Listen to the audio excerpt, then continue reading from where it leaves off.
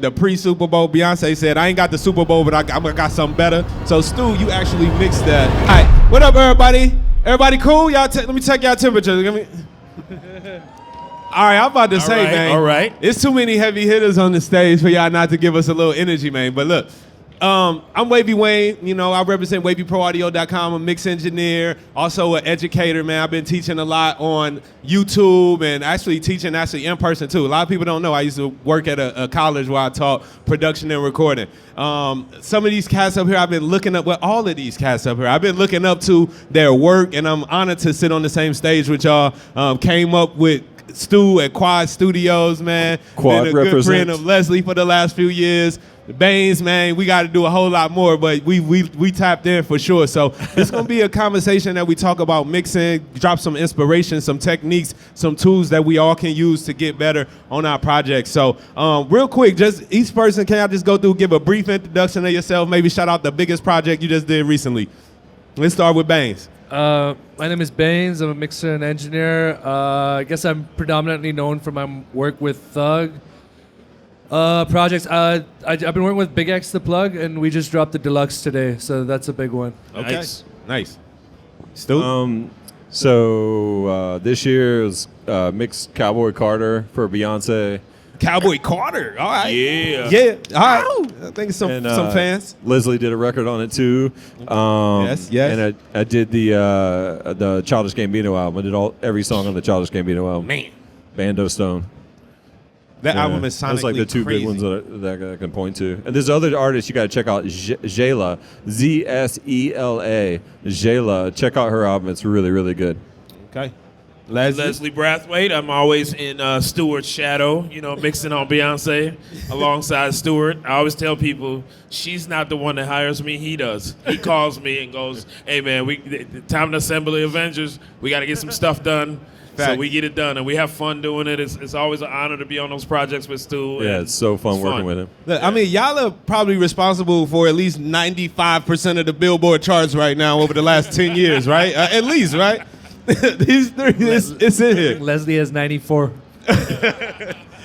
So it's insane because we all work on projects together or artists together. Like me and Bainz have done a lot of mixing with Cardi B and different projects. It's all intersecting and intertwining, so it's always cool. Dope, man. So look, we were just on a panel over at Warm Audio. Shout out to Warm Audio. But and I revealed there how I got into recording and mixing and production because I was a rapper when I grew up. Of course, a lot of folks are, right? And so I'm like, look, I had a concert one day and I realized that I had stage fright. I was mad scared, shaking, nervous. I'm like, mom spaghetti on the shirt style. So I get on stage. Y'all like, yo, how could you have stage fright? You cool now? But now it took a lot of years of practice in front of people to get to this point. But at that time, I was like, man, I can't do this rapping thing. So I leaned more into production because I was in love with music. So I leaned more into production, recording, and mixing. So I kind of want to know, like, what got each one of y'all into this side of the music? How'd you get on this side of the glass? Anybody can jump in. For me, it was I was just not good enough to do anything else. I was like, if I can't be a superstar, I might as well sit this side and work with them. I was always really into music, and then I knew very early that engineering is something I wanted to do because I didn't gravitate towards an instrument or anything, but I was always really into the technical side of things, and kind of like for most of us probably did setting up stereos and doing the parties and stuff like that, sound at parties and stuff. But yeah, that Did you have any formal training? Yeah, I went to Full Sail. Okay, all of us. Okay, we all Full Sail? Full Sail. Shout out Full Full Sail is heavy up here. Full Sail is all over the stage right now, man. Yeah. Any Full Sail people out there? All right, cool. Shout out to Full Sail, man. Stu, what brought you on this side? So I was just a huge music fan, always attracted to music. My mom used to play like James Brown when I was a baby and like certain records and Kool and the Gang and Earth, Wind and Fire, shit like that or whatever. And I would go crazy, as a kid, to certain records. And just when MTV came out, we got cable. We got cable in like 85. We didn't have a whole lot, but we had cable, luckily. So that MTV is a huge part of like me being able to do what I do because a lot of engineering is just like having reference points. So I just got obsessed with music as a kid. And then I took guitar lessons, I took band lessons, sax, guitar, but I was just never that good at that sort of thing. And then when I was a teenager, I was a pretty wild teenager. I was like, we were all nice kids, but rules didn't apply to us. So, we kind of got really heavy into sneaking out of our houses and like going go see bands and rappers and sneaking into places like that and checking shit out. And then eventually, like, I'm like in my 20s and I'm like, okay, my career is delivering pizzas. I'm 21 years old. School didn't really work out for me, so I found out from a friend about this school, Full Sail, and I checked out the website, and I was like, okay, that's for me. And the funny thing about it, this guy was in the brochure for Full Sail. Nice. When I looked at the website, they had his face on the fucking website, and with an SP 1200. He was killing it when we went back then. Not to make him seem any older than us, because he's not. But either way, like, I was like, wow, that you can do this. This is a job. This is a career. Holy shit, and so that's how I got into it. And then the bug bit me so fucking hard that I just worked so freaking hard at school and was like not the top, but like close to the top of the class and just kept my head down, stayed humble, and moved to New York, and then got the job at Quad, which you came out of too. Your story sounded like mine, man. Yeah, Except I was exactly. the top of the class. So it can work out, but like 16-hour days for like 20 years. Yep. Yeah, and similar story. I mean, a similar path of both of these guys, which is we just knew we genuinely loved music. I loved music. Wasn't particularly talented at any type of artistry, or I played a ton of instruments. I didn't play any of them particularly well, but I know I loved music, and I know I loved the technical aspect of stuff. So I would be in band practice, and instead of playing the drums, which I played a little bit, I was taking them apart. I was trying to figure out how to take the drums apart. So my thing was, when I would get a turntable or get a keyboard, I was more interested in how it worked. And so the technical part of my brain was always activated. And then when I learned about, engineering and this career, I was like, yes, that's what I want to do. Yo. So, yeah, very, very similar. No, look, so we all Full Sail alumni, and I got a funny story on Full Sail. Well, like, I remember Source Magazine? Like, Yeah. So 100%. I found a Full Sail ad in the Source Magazine when I was probably like in 9th grade. And I filled it out and sent it in the mail.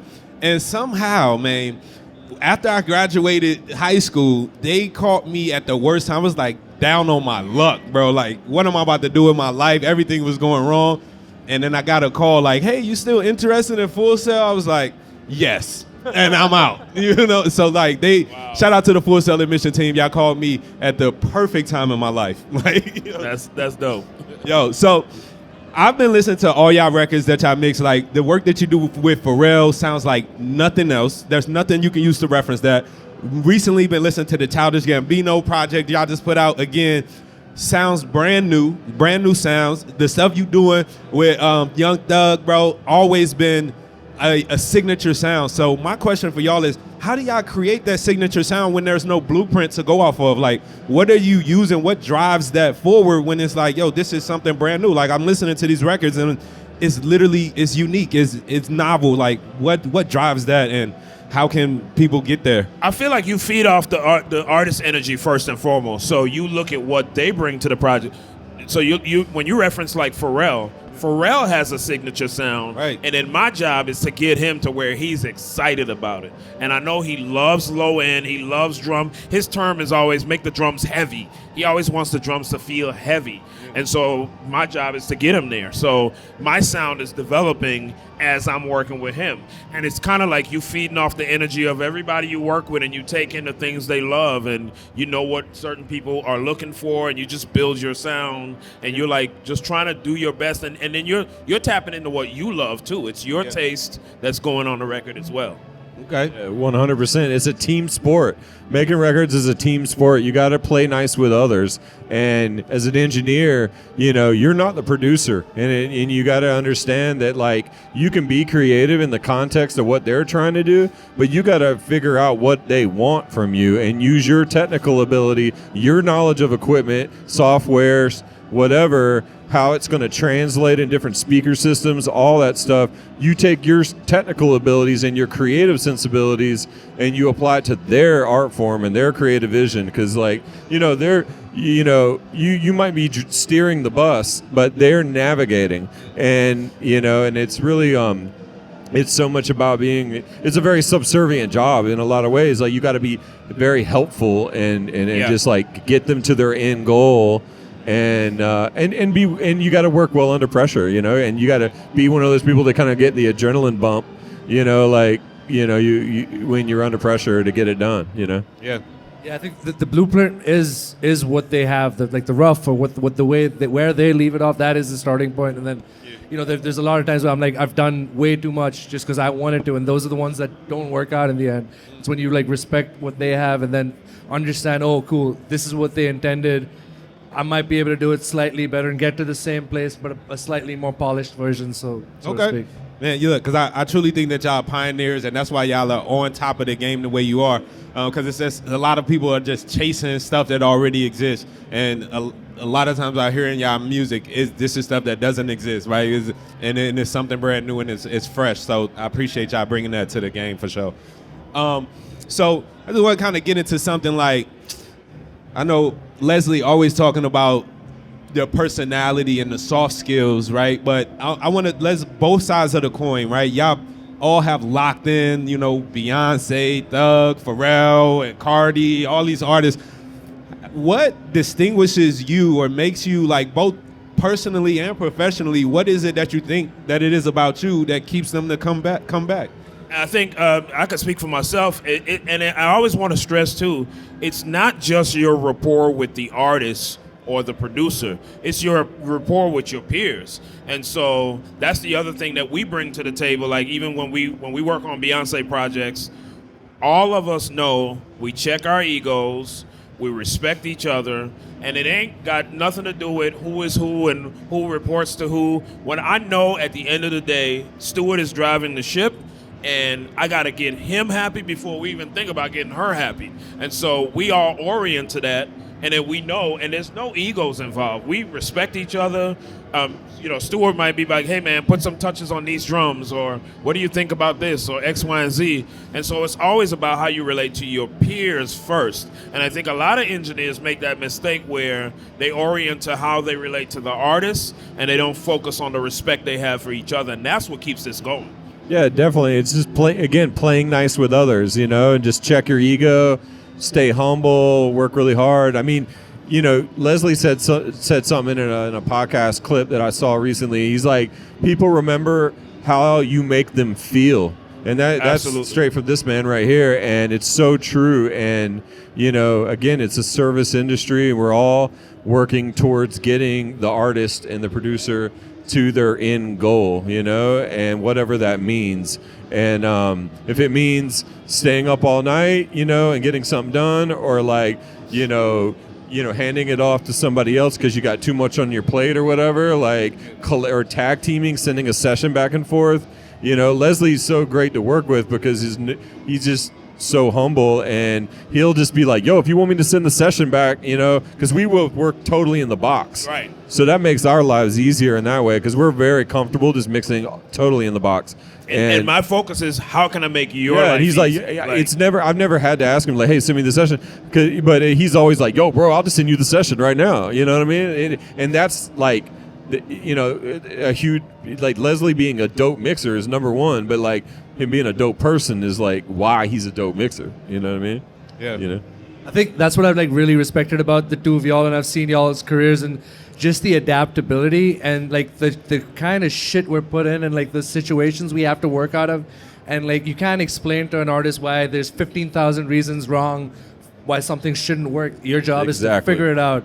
And Facts. I've seen how you've had to adapt and work, and you've had to, and I've had to do a bunch of it too. And I feel like that's the one thing that that adaptability to be put in an adverse situation and still come through and make it look like, that's the thing. You might know that all this shit is going on, but no one else in the room ever knows that. And that's what it is. That adaptability is huge, and it's something where you build up trust with people. And again, like with me and Stu, he knows he can call me like next week Tuesday and be like, hey man, we got a Beyonce record. It's dropping tomorrow. Are you ready? You good? And it's like, go time. Send it. Let's go. And we don't worry about anything other than getting that record done, and we on it. Like when he calls me, it's like, all right, ready. We got a Beyonce record. It's got to be ready by tomorrow at 6 a.m. And I'm like, all right, go time. Boom. I tell my wife, leave me alone. I gotta, and we get it done. Yeah, and it's fun. It just becomes fun, and that's music should be fun.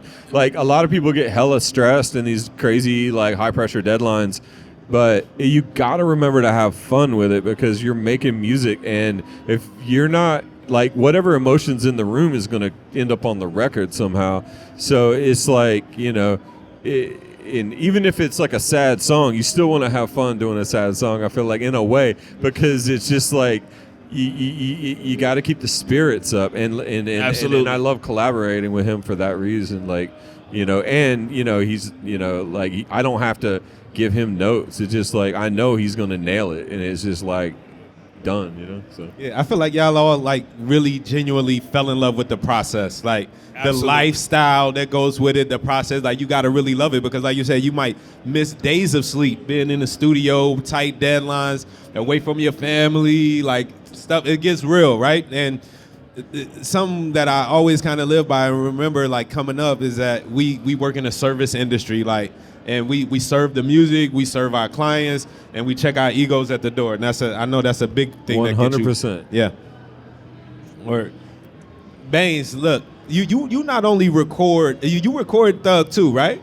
Yep. And y'all recently recorded. I know he just came home recently, man. Free Thug is free, you know. Yep, he's back. Thug is free. Thug is free, man. So I for the past 2 years, I've been telling everyone that I've retired from recording. I'm not recording, but Yeah. the minute he found that we knew he was getting out, I was on a flight. I was in Atlanta waiting at the courthouse. Yeah. That's where the action Nice. is. We've been locked in since. But the cool thing is now, I'm with him. We're recording. The energy is crazy in the room. All his friends are like Lil Baby, Future, Yes. Travis, Yes. and all the producers, like the real Avengers of trap music are over there. Yeah. And they look at me. They're like, "Yo, can you mix this one song?" I mix one. They were like, "All right, do the whole album." We're all sitting with you, and now I have Thug sitting mixing a song with me, with Weezy and Southside, everyone in the room. It's been cool, man. So how is that sitting there mixing the song with like Young Thug or any artist? Like how and for all y'all, like how involved are the artists in that mixing process? I think getting an art, you got to be very strategic as to when you bring the artist in the room. If you get a session to mix and the artist is like, all right, let's start, and they see you tweaking a snare. If they see you doing any session prep work, they're like, what the Right. hell is going on? They don't know what you call them when you're 99% done, and then Yep. it's turn this ad lib up. Like same thing, like Leslie was saying, he's been working with Cardi forever, and I just started working with us. It's like 15 times of me turning ad libs up and down, but it's those type of revisions. It's not like, Yeah. And then it's about knowing their quirks too. So, for instance, with me, if Cardi's coming to sit in on a mix, which I steer away from sometimes, Right. but if she's coming to sit in on a mix, I know the first thing I got to do, if she comes in the room and she's a little aggravated, I got to feed her. So the first thing I'm like, did you eat? Right. And then once I figured out if she ate or not, and if She's I get hangry. her fed, then she's a lot more amenable, and she, so it's all those little things too. Is knowing how to work with people, caring about them as people as much as you care about the art as well. Yeah, man. Yo, I've heard stories about like Young Thug recording like in the control room, no headphones, just like through the mains. Like, is that real? Is that real life? That's crazy because this story just came up. It happened with Will, who's Cuddy's engineer. We had a session with Kid Cudi, Dot the Genius, James Blake a couple of years ago. It was a crazy room to be in. There was so many artists in there. But anyway, Thug and me were recording, and we record in the control room, so speakers off, everything's off, and then Cudi starts recording, and he's like, "Do you have an SM7B?" He picks up the SM7B and turns the speaker on, does his line, and then he's those are roughs. He was recutting it on the C800. Thug's never going to recut anything. He looks at me like, "You can do that? You can record with the speakers on?" And since then, my life has been miserable. Shout out I was Isotope. Yeah. Look, I know. Yeah, whenever we turn an artist on to something crazy, Yeah. it's a wrap. Because then they want to do it the whole time. I remember the first time I was mixing with Pharrell, we were mixing Ariana Grande, the Sweetener album, and she realized on that album that she can make changes even after a song is released and re-upload it to the servers. Oh my That goodness. set her off, and I was like, whoever told her that, I hate you. So now you're never done. Yeah, no, definitely the technology will ruin. But in a way, it's like I used to get uptight about stuff like that, and I can't go into crazy details, but like, you know, stuff like that and the software to fix things, let's just say, like afterwards, as far as like where things might be recorded, you know, again, artists figure that out, and that's going to be your life. But and I used to get like years ago, I'd be like, you know, in my mind, not you know, in front of anybody ever, but like in my mind, I might feel that way. But now I'm just like, fuck it, let's go with it. This is what we do. And now it's fun because I'm just like, can I get it? Like, yeah, let's you figure it out. trade stories all the time, and I'll call you, and he'll tell me where he recorded some vocals. I'll be like, no way. But I'm sitting here calling Like the him helicopter. to compliment him on how great something sounds, and then he'll be like, you'll never believe where we recorded this one. So Yeah. On this last one, I was working on the vocals in solo, and I heard a whole conversation someone was having in the other. And again, you gotta remember they're doing it bar by bar, so it's not the whole It's Right. like bits of the conversation that I'm hearing in and out. I'm like, yo, they're bitching someone else out, and I don't. Y'all can't shut up for 2 minutes in the room, but that's what we deal with. And then those imperfections just get like it's there. RX is there. If it works, it works. If it doesn't work, then whatever, man. Then it's in the records. No, I like those stories because it lets us know, like, look, we want stuff to be perfect, but a lot of us are recording, mixing in unideal conditions. Like, it's less than ideal. So you can still make it work, and we got a lot of tools to do it. So RX, any other tools that y'all might use to fix imperfect. Oh, the Waves clarity. Waves clarity is a game yes. changer. Shout out Waves and guitar. Yeah, Yep. Waves Clarity, RX, Deverb too. Yep. RX Stuart puts me onto all the plugins that have to clean stuff up. I go to Oh, Stuart. speaking of plugins, who's got a new plugin out? Oh, yeah. you don't say. Well, yeah. So what you got going on, man? Tell us about your new Oh, I plugin, can't though. wait to try your plugin. I know it's going to Please, crush. yeah, I'm super excited about this collaboration with Safari Pedals. I genuinely fell in love with Safari Pedals, and funny enough, it was Tizio. I saw Tizio demoing a Safari Pedals plugin, and immediately I was like, that plugin looks beautiful. What is that? And then I tried it out, and I was like, oh, this sounds amazing. It's so fun, right? They're psychedelic and I fun. started They're posting psychedelic. about how much fun I was having with them, and then the owner, NAMM, hit me up and was like, man, thank you so much for, bigging up the plugins. I appreciate you. And then I was like, yeah, and then we kept talking, and I sent him a text one day, and I said, you should make a plugin that focuses on low-end shaping and blah, blah, blah. And he goes, I've been thinking about doing that. A few nights later, I get a text from NAMM going, you want to do it with me? You want to collab? And I was like, yeah. And so we just started going back and forth on the process. I had never met him. I just met him here at NAMM yesterday. And, we started collabing back and forth, and the design team sent back designs. And what the plugin does, it's a low-end shaping plugin. It's called the Bull Submachine. And it really focuses on my process, not just tweaking low end. It's my process with certain other plugins that I've used to kind of shape my kicks and basses. And it's fun, and a lot of response have been good. All my colleagues, I can't wait for you guys to try it out and see if you like it. And Yeah, I can't wait. SafariPedals.com right now, and they got an introductory deal. So right now, get it for the low before it get for the high, and then once Wayne got Safari plugins for life. Yeah, right. Once it comes out, and it's on all these platinum records, like I think you double, triple the price. Okay, look, make them pay if you don't get it now. Facts. So look, since we talk about plugins, I want each one of y'all give me 3 either plugins or pieces of gear that you just cannot live without at this point. 3 plugins or gear that you just can't live without. Anybody can go. UAD 560 EQ. Okay, what you putting that on? API And tell us 560. where you putting it on. I put it on everything. Okay. Yeah. I came to that one late. I remember having those in the rack, like the analog ones in the old days, and it was cool. But I never really got into it. And then recently, I started messing with that plugin, and that is a very underrated EQ. And if you experiment with it, just try doing exaggerated cuts and boosts, where if you boost one frequency, cut the other ones next to it a lot, so it kind of zigzag, and just play with that. And it's a tone shaper. You can do a lot with it, but yeah, that's like my favorite like thing to mess with, like EQ to mess with right now. And also, I feel like that old equipment, the stuff that even the models of the old equipment, those guys were geniuses that made all that old shit. Yep. And like they tuned it all to instruments, and they didn't have a lot of like software technology to like kind of develop it or whatever. Like looking at it, analyzing things on the screen, they had to do it all by ear. And I more and more I just go back to that. But like I love UAD, like I love the as far as plugins, I love all the isotope ozone stuff, and I love the UAD 1176s are great, and the Wave CLA 1176 is classic. Okay. That's probably a sneak peek into Bainz? Beyonce vocal chain. I said it, not him. I'm just saying. All right. Recently, I had to do a lot of stuff in the box with low process, with like not too fast of a computer. So I was using a lot of Neutron 5. I really dig that. Okay. The new the density module in that is pretty cool. It's got a clipper built in now.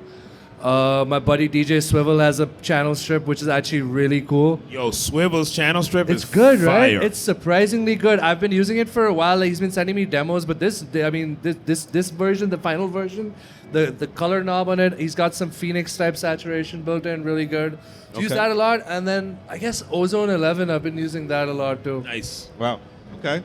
All right, my three. Let's get it. Can't live without. Of course, the Bull Submachine. I mean, Fact. Let's Gotta be plug honest. that. Yes. second plugin will be Auto-Tune. Can't live without it. Can't live without Antares. Yeah. I mean, it's part of the culture. It's a cultural plugin at this point. Like, you just gotta have Auto-Tune on a lot of stuff. And then for me, I'm gonna take it all the way old school and basic. The SSL channel, like I gotta go. have it. Yeah, the SSL Gotta have channel it. is the shit. Which Yeah. one do you like? I like Yeah. the Waves one. The The Waves one original is Waves. actually shitty and gritty and like It's grit. Yeah. So the E, right? Yeah. Yeah. The Yeah, the E first channel. one. Yeah, that's my favorite too. It's Okay. yeah. Nice, man. Look, I hope y'all took notes on those. So, recently, how many of y'all caught the Beyonce Bowl? That's the pre Super Bowl. Beyonce said, "I ain't got the Super Bowl, but I got something better," and did the Netflix. So Stu, you actually mixed that live, Yeah. right? You was telling me you was in the trailer. I didn't do that. I wasn't the live mixer, Okay. but I mixed all the playback tracks, and then after the performance, I worked with the broadcast mixer in the truck, but it's basically Yep. all the playback was kind of done, and then the stuff that the live mics and stuff I mixed in on the fly, and then we took the ambient, and after the show we had 24 hours to turn it in, so I took the ambience recordings of the stadium, obviously, and then the live mics, and ran back in to one of the makeup trailers that we had on the other side, and on a pair of Neumann 310s, which are really great, like travel speakers, and like I can't say enough about the Neumann 310s, but like and just mixed it in there, and it came out great. I'm really stoked with it, and then stayed up all night and got on the red eye, went to Netflix and did the 5-1 with Chris. Shout out Chris, and then I mean like it was another crazy deadline finish, but it's fun. Like it was really fun specifically because the delivery spec for Netflix for stuff like that is like negative 24 LUFS, and so you have an insane amount of headroom to work with because they make you turn it in lower in overall level, but you can make all the transients crack hard. Just because you don't have it, I didn't have any limiting on the show at all because I don't believe for shows, mixing shows, and mixing performances. I don't believe in that stuff really because it's not compressing the bus because you especially medleys. One song's going to hit harder in a different song and this and that, and I don't want anything messing with my transients as a whole. A lot of it is stems from the albums that I've mixed. So it's already kind of EQ'd and dialed. It's just levels and little touches of EQ and lots of automation. Yeah. But it's a different approach than making like a pop record where we got to turn it like 7 LUFS or whatever, But yeah, it was really fun, man. I would love to do more like performances like that. And those crazy deadlines. One thing y'all wouldn't know is those crazy deadlines. How we have a lot of fun too is in the group chats. Like we be going crazy. We go crazy in the group chats. I would love to see those group and chats. Part of the fun for me, and I know you know this, is while we're doing these insane things, or we might be waiting for her to approve something. me and him going back and forth, and he's showing me like, look, this is where I set up to mix the so-and-so, and I got the so-and-so here. And so we're always having fun trading stories, going crazy in the group chats, and Yeah. Dope, man. So the question to all of y'all, I want to get like one insight on any techniques that you might use that you feel is kind of your own. Like, you know, what's your signature technique? I know everybody got something that they do that other engineers may not do, or maybe you picked it up from somewhere and adopted it, but what's something that you do that, you know, you feel might be your signature? I think for me, my signature is my approach, and it's really about, I always preach and stress about, it's about how you think about what you're doing. And so for me, I'm a minimalist. Anybody who's ever seen any of my sessions, they know I'm very minimal. I rely on the fundamentals, levels, panning. I may have some plugins on my stuff, but I'm really about getting to the meat and potatoes of it. So I think it's how I think is what's my signature thing is keeping it simple, getting to the meat of the thing, not overdoing it, not overthinking it. Anybody who has ever asked me a question, 9 times out of 10, if you ask me more than 2 questions, I'm going to say somewhere in there, don't overthink it. And I think that's one of the main things a lot of younger engineers and producers do is they tend to think too much and overthink it and try to overanalyze it. How does it feel? Like, turn a knob, see what happens, you know? Okay. Yeah, I guess for me, like, if it was it's a specific signature technique, the first thing that comes to mind is like with Pro Tools, like when the automation modes, like you can like make the pointer or whatever the fuck it's called, and you can paint the automation, you know, where it's not like you can draw in automation curves, right? Yeah, The pencil tool. What? The pencil tool. Pencil tool, yeah. Yeah. So you can draw in curves. A lot on certain records and certain ballads, you know, it's really helpful for me to like paint in like automation curves on vocals or things like that instead of relying on compressors and things. Okay. And it's faster for me to do it that way than to like do block rides or whatever. And then as far as like as a whole, like my signature in a lot of ways is just like don't put anything on the stereo bus unless you absolutely have to. Okay. You know, for me, because again, I don't want my kick drum pushing down my 808. I don't want my 808 pushing down my kick drum, and I don't want either one of them turning the vocal down. You know what I mean? So I just like having, especially with like hard hitting like rap or R&B type stuff. If I'm doing like an alt rock band or something, then I will, in those situations, I might lean on like an SSL quad compressor type of thing, or like a 33609, and and glue the track together a little bit more in that world, because it's not so drum 808 centric. You know, it's more about the mid range in that case. So I can get away with that glue. But if I do anything like that, I try to do it like a little bit in parallel. I like that take, because a lot of people nowadays, like, they talk to someone about mixing into limiters and stuff like that. You like, no, I'm not doing that. Yeah, I don't do it. Like, I mean, I know a lot of people are like, you have to. If you have a limiter, you have to mix into it. And I'm just like, I don't do it. I mean, I use, for my ref mixes, I use the invisible limiter, the original one. And so, because in the case of Beyonce, I'm tracking all day long with like 6 to 10 dB of headroom, if not more, sometimes like 13, 14 dB of headroom on my master.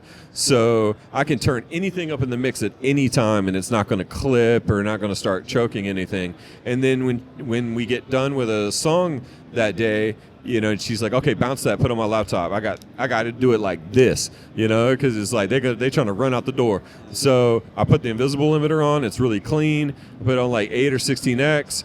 I turn it up to the point where I'm hitting like around like 7 LUFS or whatever. And if I balance my mix right, it won't sound bad usually, like, you know. And sometimes you might have something turned up a little bit too loud on the low end, and you like back it down real quick, boom, boom, boom, listen to it. Okay, play the loudest part of the song. Okay, I'm good. All right, bounce, you know. And then I take it off, and then I keep working like that on the record until we're done. And then when it goes to mastering, I like to give my mastering engineer, we use the same mastering engineer, Colin, at Sing Mastering, but like I'll give him my non-limited mix and my limited mix, and then he beats the limited mix, you know, and he's really good at beating the limited mix, you know, in that way, or just like by tiny amounts or whatever. So that's my process as far as that's concerned, like, you know. But I know a lot of people would swear that that's the wrong way to do it, but that's the way I like to do it.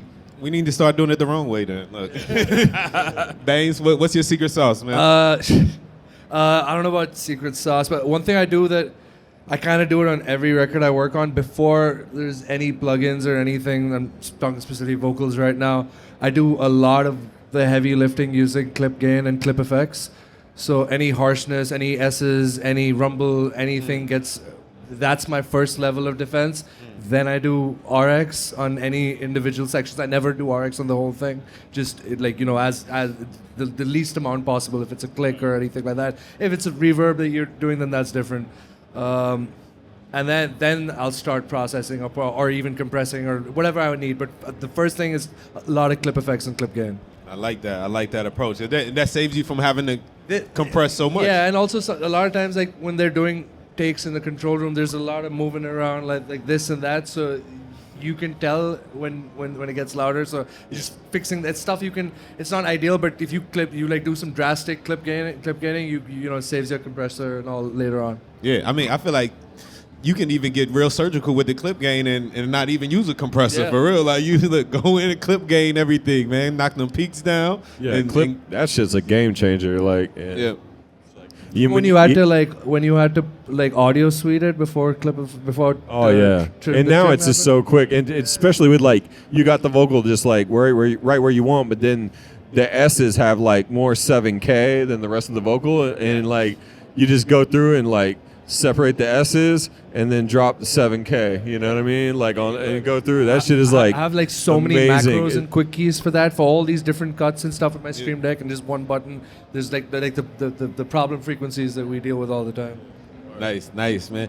All right, so I kind of want to dig into a time, a story that y'all might have about time you working on a project or with an artist, and they kind of forced you to grow or forced you to push your boundaries into something you wasn't comfortable with. I know y'all got plenty of examples. I was like, that's called every Tuesday. day.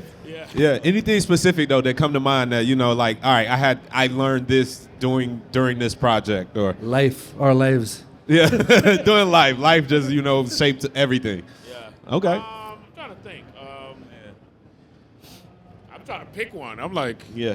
There's so many. I mean, I know for one that y'all kind of already talked about is you having to record or people talking in the room or without the speaker. Now you got to learn how to use noise reduction or whatever. That's right? a great question, and it's hard. And we're all up here trying to answer that question because that's literally the job.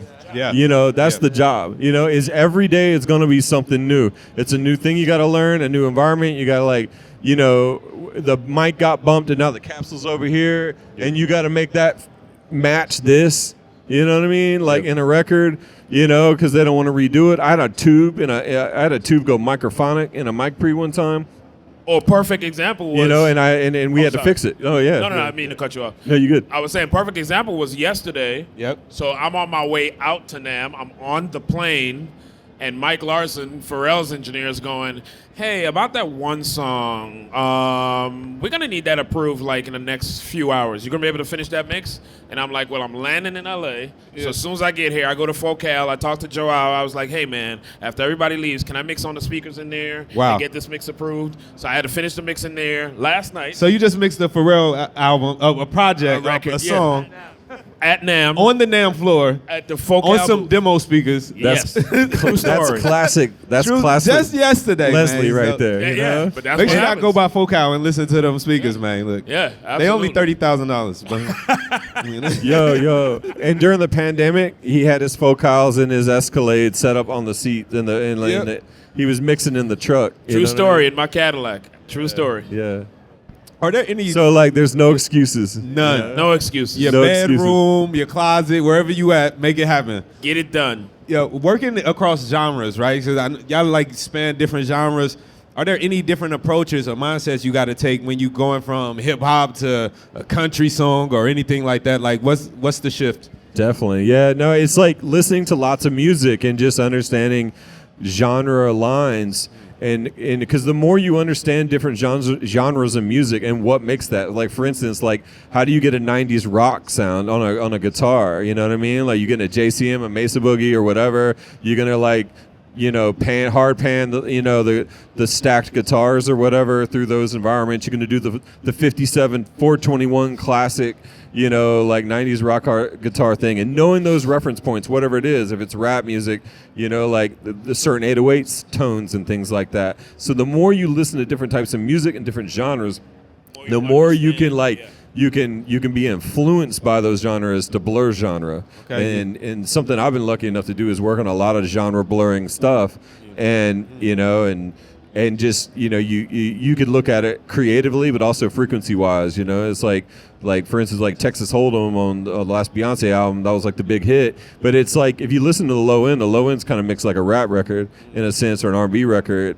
but the mid range is more on the lines of like a country type vibe, but then like the vocals in a sense have an R&B touch to them and whatnot. So it's just how you do that and immersing yourself in different types of music that you might not normally like gravitate towards. And then Stuart calls me when he needs to get nasty on the hip hop side. Oh yeah. Sweet Honey Buck, and he was Sweet Honey Buck. He called me. That one's for Leslie. I remember you called me. You was like, okay, I got a record. I got one for you. This is you. This is all you. Because I'm looking at a list of songs that need to be mixed. There's like 27 songs in that album. And I'm like, we got to get one to Leslie. Yeah. You know what I mean? made that point earlier too, where I made the point in the engineers panel where I was saying that's the thing about what we do is your thing. We were talking about engineers who record and mix, and I was like, no, Stuart records and mixes. And he mixes the bulk of her stuff at the same time. And honestly, I'm only on a lot of those projects because you needed help with the deadline. It wasn't an indictment on your ability. It was just you call the Avengers when it's time. Like when I see Stuart calling me, like when I see a text and a call, I'm like, it's album time. I try not to bother him too much. Yeah. So when I see a text and a call, I'm like, it's album time. Yeah. I love that lesson though. For anybody out there, like I take that as don't just listen to the genre that you primarily work in. Like if you're a hip hop mixer, like get influences from other stuff. Listen to rock music, listen to country music, because then you get to even bring a different perspective to that genre when you go back to it, right? Yeah, man, and create a new sound. So a couple more questions, then we're gonna take some questions from the audience, man. One, part of what I love to do is working with new artists because, like, I love to teach and talk about things and show people different techniques. So I love to be in the studio with a new artist that might be their first, second time in the studio, so I can teach them something new about recording their technique too. So my question to y'all, like, do y'all still have time to like kind of work with new artists, or is that something that you do? All the time. Yeah, all the time. Yeah, I sneak in stuff like that all the time. Like people hit me up, DM me, whatever. Like, I think a lot of times people think you're untouchable or you're like not available, but I do up and coming people all the time if I like the music, and then if they're willing to work around my schedule and stuff, like 100%. That stuff feeds me too in a way. It's just doing different stuff. Like I love that. Yeah. Yeah, I've been working with this new artist, Jordan Adetunji, that just got signed. I did like the first record I did when he got released to the label is probably streamed more than any other record I did last year, which is crazy. He was awesome. Brand new, but he blew up. And then I'd say Big X as well. Big X is relatively new, but he's blown up now. But he's a relatively new artist when I started working with him. And I think those are important points too, because a lot of times I always tell young engineers, young producers, don't just chase the big projects and the big artists. It's actually more valuable to you to be responsible or partly responsible for somebody's career as they blew up. And you got to remember, Beyonce was a new artist at some point in her career. And I remember I worked with her when she was in a group called The Dolls before Destiny's Child. Wow. So that's wild. So it's a trip to where you got to remember new artists. You may find that next big artist. You started with TLC, right? Absolutely. Yeah, you like literally with Dallas Austin, right? Like TLC, Monica's, a lot of artists. I was a part of their initial parts of their careers, and that is valuable. So that's incredible. The journey of like locking in when you find someone early and locking in. Like you've been with Beyonce for like going on 10 years now. 12 years. Yeah, 12. I've been with Thug for 7 years, 7, 8 years now, and it's like you're part of the. You're part of the grind when when you need to be in the studio 24/7 recording all the time, and then when you can enjoy some of that too, you're part of their success and the failures as well. Absolutely. You're just part of the whole journey. Yeah, man. All right, so before we take some questions, I just each one of y'all, just what's the best piece of advice that you've ever gotten? It could be about mixing, it could be about life. Just what's the best piece of advice you've ever received? Mine might be a little deep and a little spiritual, but that's okay. I don't apologize for loving God. Amen. It is really, for me, the best piece of advice I've ever received and hopefully have ever given is I serve God first. And so with that, I used to always think it was my job to hustle and provide for myself and all this stuff. And I realized right now my only 2 assignments is to be a good husband and be a good father, and God will provide for me.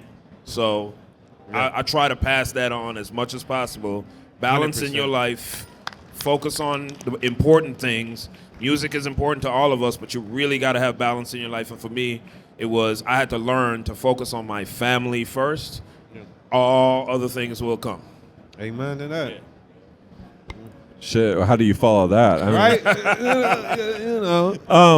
No, I mean, yeah, I was going to say stay humble, and just, staying humble and just working hard and, being around, these are my friends, and it's like, just keeping a good, tight circle of, solid, genuine people around you to, keep you in check, Yeah. I'd say discipline triumphs motivation. Absolutely. Wow. Hey, any day. All right. I like that. Yo, That's give it great. up for the That's a panelists real t-shirt. quick, man. For dropping some gems.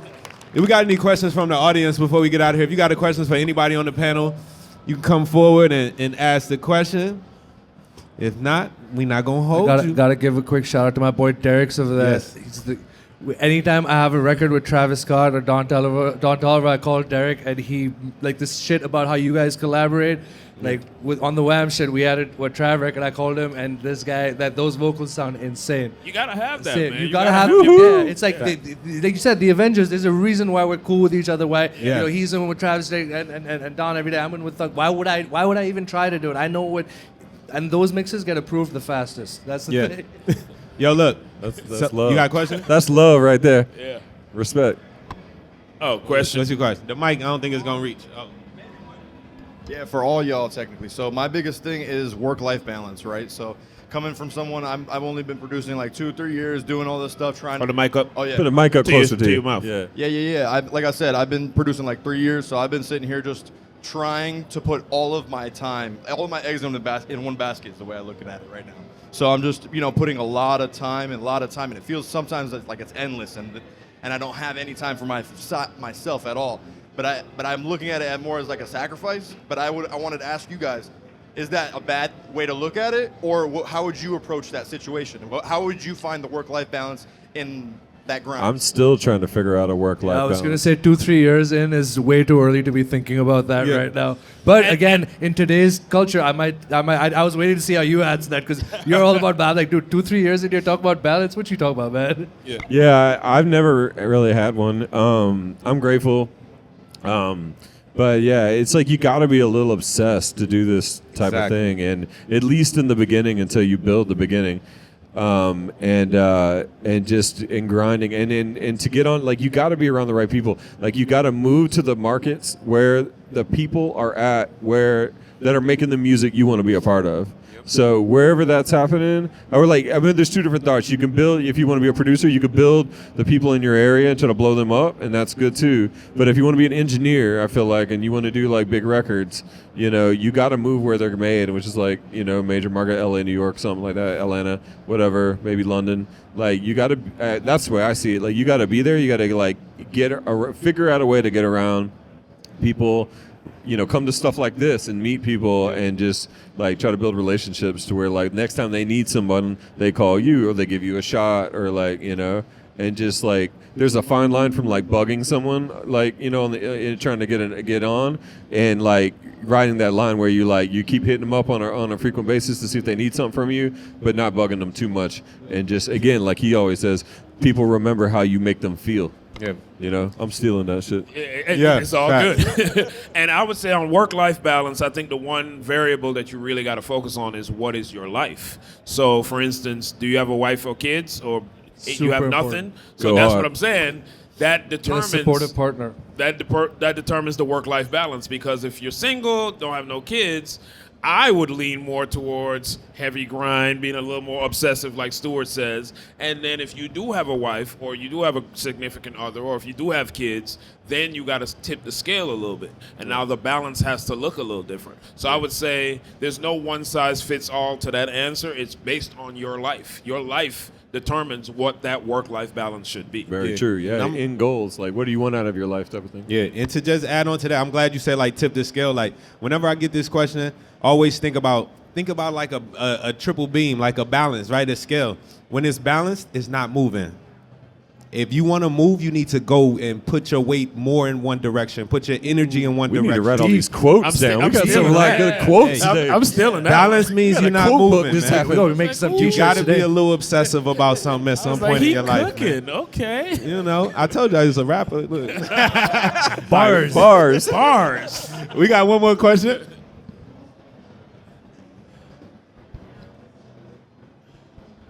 Hello, gentlemen. How you guys doing? Whoa. Great. Sorry. Feedback. So, can you go ahead and speak a little bit about consistency versus discipline in what you guys do? And I don't think it's a versus thing. I think it's all. I think all things are needed. You need to be consistent.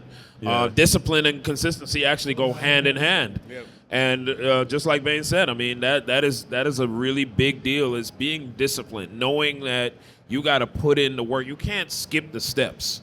You know, a lot of people walk up to me and say things like, "Man, one day I want to be up on that stage and I want to be where you are," and da da da. And you can't skip the steps. And the other thing to realize, kind of like what I just said to the last gentleman, everybody's steps are different.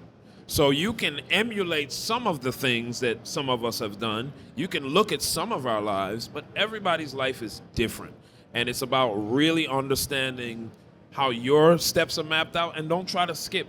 Go through the steps. Yeah. You know what I mean? And I'm going to add to that, too. Like, motivation don't work. Like, y'all going to leave NAMM in a couple of days. Y'all going to be fired up and motivated, probably go home and make the best music of your life for a couple of days, maybe a couple of weeks, and then you're going to get distracted and get off some. Motivation don't last. It don't work. You can't count on it.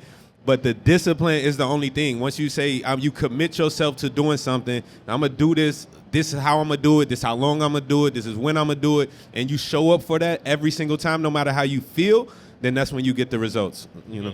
Definitely, yeah. So we got another question? Or somebody wanted to pick on that? All right, two, you already know what I'm going to ask. What are your mental health practices? How do you protect your mental health?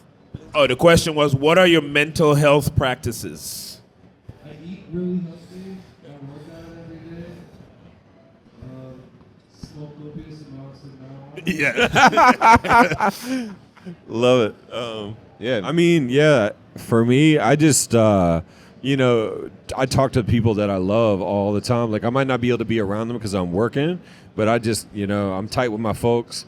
I call them all the time, rap with them, see how they're doing, you know, and just like keep a tight friend group of people that like are genuine, that I trust, and yeah, I don't know, I just and for me, it's like my mental health actually feels better when I'm busy. So I say stay busy, you know. When I'm not busy and I'm like chilling, I got like 4 or 5 days off, I'm just chilling on the couch. And it's like I might have just did 2 months straight or something. I'm like, man, I just want a week off to do nothing. Yeah. Then after like day 2 or 3, I'm like, oh, I feel my mental health decline a little bit. I'm like, I gotta create a problem to solve, you know. Like I gotta do something, you know.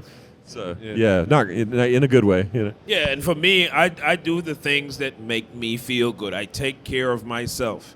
Any of my friends will tell you I'm always gaming. I love to game, so every single night when I finish mixing, I'll get on the game. I'll play some Call of Duty. That is my way of taking care of my mental health. I love doing that. Yeah. And then, to be honest with you, another way of taking care of my mental health is I'm super bougie. So here's the thing. When I travel, I'm going to book the best flights. I'm going to get a nice, comfortable hotel. And some people may look at that as, oh, you bougie. But I like to take care of myself because I like to be comfortable. And you definitely earned the right to do that. Yeah, facts. So that's, you know, you take care of yourself. Take those breaks, you know, if you need breaks. And like Stuart said, you know, make sure you're in in contact with people you love. Keep positive stuff around you. I don't keep negative people around me at all. People who complain a lot, that's one of the big things. Keep all the negative people away from you. We ain't doing that. No one's gonna understand what you're going through better than your buddy engineer who's recording in the room next door from you. Yeah. Like those, Yeah. those lobbies and studios, there's some real therapy that goes on over there with Facts. people chain smoking cigarettes in the morning.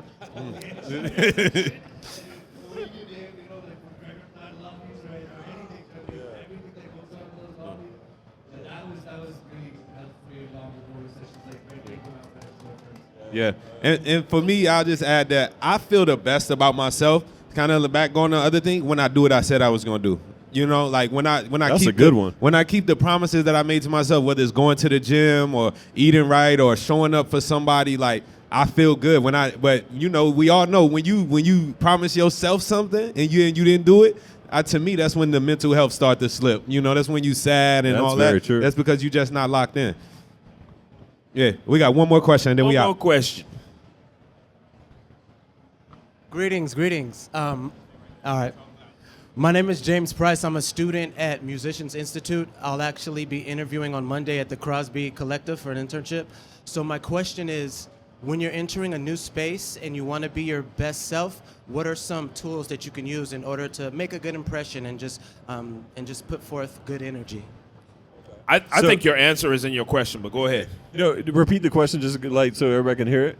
I think it said when you want to be your best self, what are some things that you do to show up with good energy and show up as your tips best? to have good energy every day. I think the answer is in the question you asked. Be your best self. And be Literally, yourself. Just be yourself. And a lot of people always ask this question like, well, how can I stand out? And I always tell people, it's funny that people think that way because by nature, we are all individual. You don't really have to work hard to stand out.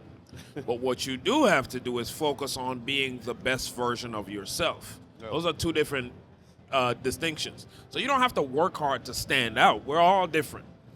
But just be yourself. Focus on being who you are and the best parts of you. And self-awareness is one of the biggest tools, not only in pursuing a career, in life. If you are aware of your strengths, your weaknesses, if you ask anybody what's their biggest weakness and they can't tell you, that is a problem. Or if they can't think of any weaknesses, that's a problem. Self-awareness is huge. Self-awareness, yeah. I was going to say in the context of working with artists, it's about economy of time for them. So, you know, you need to be yourself, but at the same time, some days they're not in a chatty mood. Some days they might be. Some days they might have a little bit of time. Some days they have more time. So you, in a lot of context, is just like understanding, being able to pick up on someone's energy quickly and figure out what kind of day they're having in a way without having to ask. Because if they're having a bad day and you ask them like, how's your day going and whatever, it might trigger what they're trying to forget so they can go in and do that record that day. So it's just being sensitive to people in that way. And in other cases, say what you got to say in as few words possible. You know, get to the point, like in the sense, because it's, again, like these superstars, these artists, it's economy of time for them. They got all the pressure in the world on them to do stuff. They got everybody looking at them. And, you know, they got and often they have so many ideas in their head they're trying to, like, figure out how to do stuff. So just being helpful, again, just goes back to being helpful and say what you got to say in as few words possible. And in some cases. That's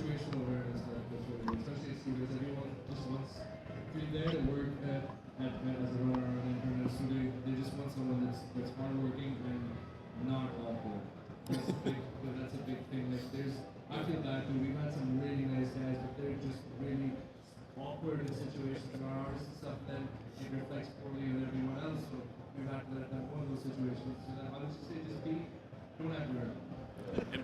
Being awkward around a bunch of like thugs too, like being awkward around like street dudes is wild. Yeah. I mean, and don't try to like act like the artist in a sense either. Like I've seen a lot of people, they want to relate to the artists they work with so fast they try to be not themselves, you know, in a way. And I used to work in the most gangster rap sessions coming up at Quad, where they weren't signed artists. They were like dudes, off, coming from the Bronx or whatever, and it was like all cash, sessions at 3 a.m, and they got guns on the table and shit. Absolutely. You know what I mean, and all this stuff. And they, I got along great with them just because I was just myself and I was helpful. And I'm like, hey, I'm here to help you guys out and make your dreams happen. So let's fucking go. And but I see a lot of people like they try to adapt too quickly and they turn people off in a sense. So just there's a right, you got to be yourself, like Leslie said, For anyone listening, I was not in those sessions. I didn't ever see it going anywhere. Facts. It's Hey, all let me- props. Hey, let me tell you, all props. I tell everybody I work with, don't do no crimes around me because I will snitch. I don't play that old street code. I'm Yeah. from the suburbs. I will snitch. Yo, right on. Absolutely. Yo, thank y'all for y'all questions. Thank y'all for y'all time. I do want to shout out Mixnick, man. Mixnick is a big mixing party that happens every year in Atlanta. We've had the blessing to have Leslie Brathwaite on our inaugural Mixnick. He was the first superstar we ever had come to Mixnick. He showed up last year for the second annual Mixnick. He gonna be back again this year for the third Mixnick. It's late July 25th and 26th in Atlanta, Georgia. And I want to invite Bainz and Stuart right here publicly to come to ATL for Mixnick Putting to y'all on the share, spot. man. Done deal. I'm talking about sessions open, showing y'all what's going on, not just talking about it, letting y'all see it, mixing in real time, and getting busy. So can we get y'all in Atlanta? We coming. 100%. All right, Fun I see y'all there, Let's man. go. Oh, wavyproaudio.com too. And make sure you pull up on me. I got some cash for you. Anybody that pull up on me, I got some cash in my pocket, some wavy bucks. I want some cash. Wavyproaudio.com. Let's get it. We balling out all year. Thank y'all. Thank you, JBL, as well. Make it work. Make it rain. Thank you so Yeah, much, make it Dave. rain. I appreciate you.